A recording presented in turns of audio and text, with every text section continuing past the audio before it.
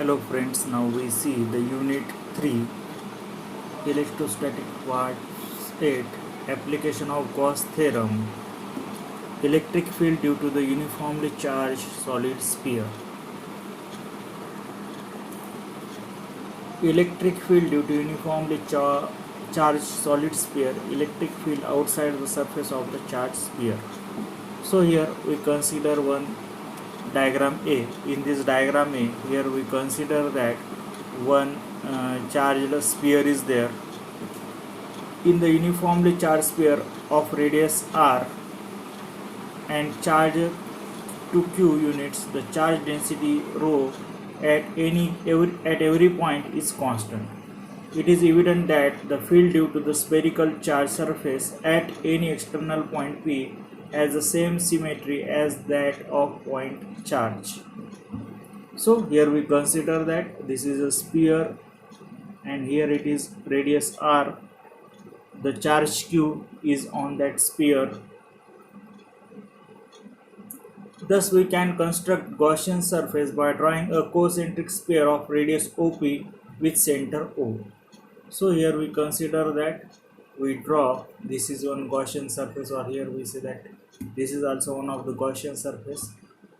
At all points of the sphere, the magnitude of electric field is same and the direction is perpendicular to the surface. Thus, surface integral delta EDS equal to EDS cos 0 equal to EDS, because cos 0 is value 1, therefore EDS cos 0 means 1, EDS is equal to EDS. Therefore, phi is equal to E. DS is the surface area, and for a closed spherical surface area, its area is 4 pi r square. Therefore, phi is equal to E in bracket 4 pi r square, since ds equal to 4 pi r square. Using the Gauss law, we get that E is equal to Q upon 4 pi epsilon 0 r square.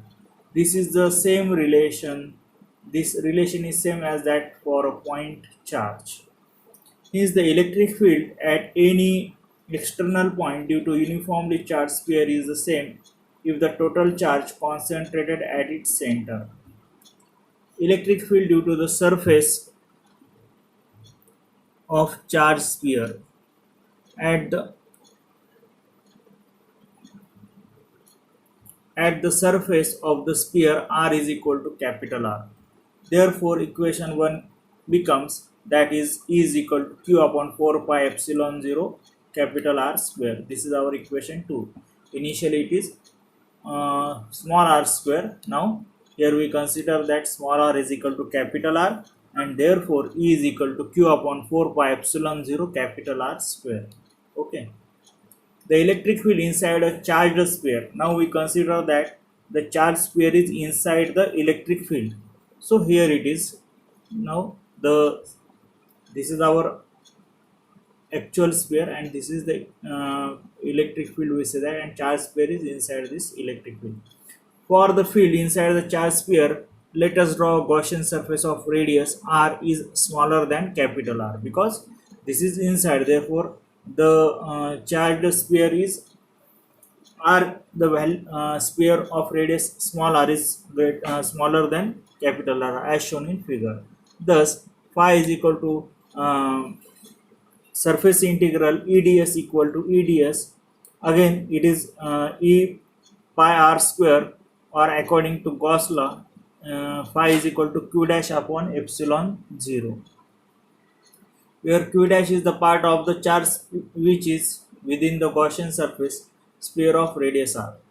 Thus, part of Q that lies outside this sphere makes no contribution to E at the surface of the sphere of radius r.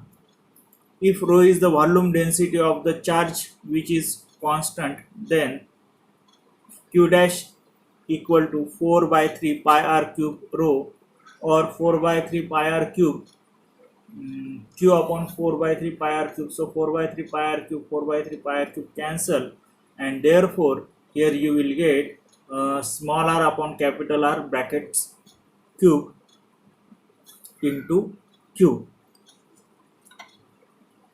I think here it is capital R is there. So R3 R cube upon capital R cube. Okay, it is R upon capital R bracket cube. Okay.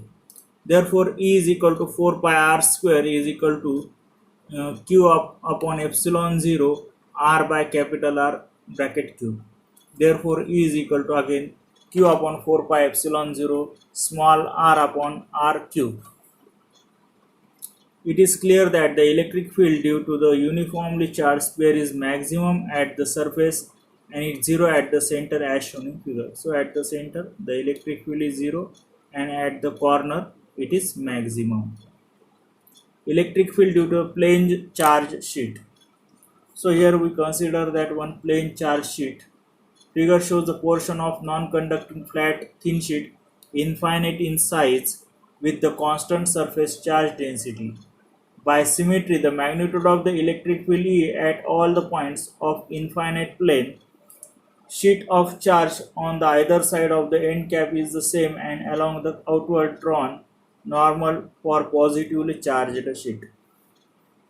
Therefore, the electric flux through each cap is phi dash equal to surface integral EDS equal to EDS cos 0 is equal to EDS.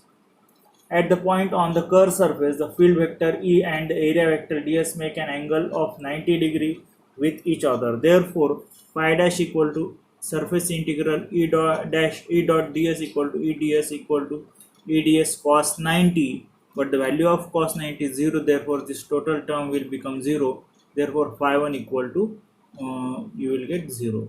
Therefore, the cylindrical surface does not contribute to the flux. Means the total flux through a closed surface is given by phi equal to phi 1 plus phi 2 plus phi 3.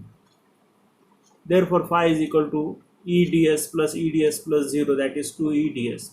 Now, according to Gauss law of electrostatic, phi is equal to Q upon epsilon 0. Comparing equation 4 and 5, we get that 2 EDS equal to Q upon epsilon 0. Therefore, E is equal to Q upon 2 pi epsilon 0 ds. The area of the sheet enclosed in the Gaussian cylinder is also ds. Therefore, the charge contained in the cylinder is Q equal to sigma ds, or since sigma equal to Q upon ds. Substituting this value of Q in the equation, we get E is equal to sigma ds upon 2 pi 2 epsilon 0 ds, or sigma upon 2 epsilon 0. Ds will cancel, therefore sigma upon 2 epsilon 0. This is the relation of electric field due to the infinite plane sheet of charge. Thus, the field is uniform and does not depend on the distance from the plane sheet of charge. Okay, thank you.